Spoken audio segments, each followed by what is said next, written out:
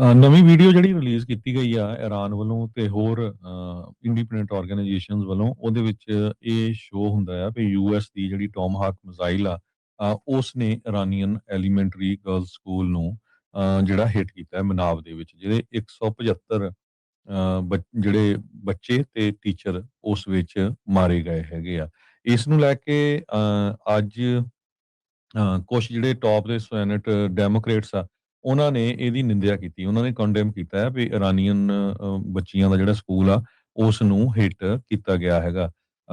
ਇੱਕ joint statement senator Brian Schatz Hawaii ਤੋਂ, Patty Murray Washington ਤੋਂ, Jeanne Shaheen, Jack Reed, Mark Warner, Chris Coons, ਇਹਨਾਂ ਸਾਰਿਆਂ ਨੇ ਇਹ ਕਿਹਾ ਵੀ ਜੋ ਇੰਡੀਪੈਂਡੈਂਟ ਐਨਾਲਿਸਿਸ ਸੁਜੈਸਟ ਕਰ ਰਿਹਾ ਆ ਵੀ ਇਹ ਯੂਐਸ ਫੋਰਸਸ ਦੇ ਥਰੂ ਹੀ ਜਿਹੜਾ ਅਟੈਕ ਹੋਇਆ ਹੈਗਾ। ਉਹਨਾਂ ਨੇ ਕਿਹਾ ਵੀ ਇਹ ਬਹੁਤ ਰੋਂਗ ਆ, ਇਹ ਨਹੀਂ ਹੋਣਾ ਚਾਹੀਦਾ ਸੀਗਾ।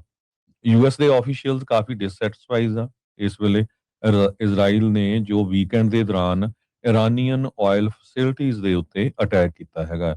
ਇਹਦੇ ਨਾਲ ਆਪਾਂ ਨੂੰ ਪਤਾ ਹੀ ਆ ਵੀ ਗੈਸ ਦੀਆਂ ਕੀਮਤਾਂ ਹੋਰ ਜਿਹੜੀਆਂ ਵਧਣੀਆਂ ਹੈਗੀਆਂ। ਇਹਦੇ ਵਿੱਚ ਜੋ ਟਰੰਪ ਐਡਮਿਨਿਸਟ੍ਰੇਸ਼ਨ ਆ, ਉਹ ਤਾਂ ਇਹ ਕਹਿ ਰਿਹਾ ਵੀ ਸਾਡਾ ਗੋਲ ਹੈਗਾ ਇਰਾਨੀਅਨ ਲੋਕਾਂ ਨੂੰ ਲਿਬਰੇਟ ਕਰਨਾ, ਤੇ ਇਹਦੇ ਨਾਲ ਜਿਹੜੇ ਆ ਆਮ ਲੋਕਾਂ ਤੇ ਕੋਈ ਅਸਰ ਨਾ ਹੋਵੇ। ਪਰ ਇਹ ਤਾਂ ਜੇ ਹੁਣ ਉੱਥੇ ਮੰਨ ਲਓ ਫਿਰ ਰਜੀਮ ਚੇਂਜ ਵੀ ਹੁੰਦਾ ਆ, ਤੇ ਤੁਸੀਂ ਤਾਂ ਉਹਨਾਂ ਦਾ ਉਹ ਸਾਰਾ ਹੀ ਤਬਾਹ ਕਰ ਰਹੇ ਹੋ, ਤੇ ਉਹ ਜਿਹੜਾ ਆ ਉਹ ਲੋਕ ਅਲਟੀਮੇਟਲੀ ਤੁਹਾਡੇ ਉਲਟ ਹੋਣਗੇ। ਜੀ, ਬਿਲਕੁਲ। ਬਟ ਐਜ਼ ਅਮੈਰੀਕਨਜ਼ ਸਾਰੇ ਜਾਣੇ ਅਮਰੀਕਾ ਦਾ ਸਾਥ ਤਾਂ ਜਿਹੜਾ ਉਹ ਦੇ ਰਹੇ ਆ, ਪਰ ਨਾਲ ਦੇ ਨਾਲ ਸਵਾਲ ਵੀ ਜਿਹੜਾ ਉਹ ਖੜਾ ਕਰ ਰਹੇ ਆ ਵੀ ਕੀ ਇਹ ਸਾਰਾ ਕੁਛ ਠੀਕ ਆ, ਲੋੜ ਸੀਗੀ ਆਪਾਂ ਨੂੰ ਜਾਂ ਨਹੀਂ ਲੋੜ ਸੀਗੀ।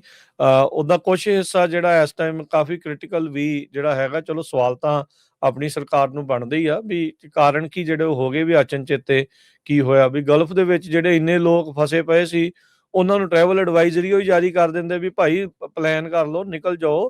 ਕਈ ਹਜ਼ਾਰ ਲੋਕ ਅਜੇ ਤੱਕ ਜਿਹੜੇ ਉਹ ਫਸੇ ਪਏ ਆ।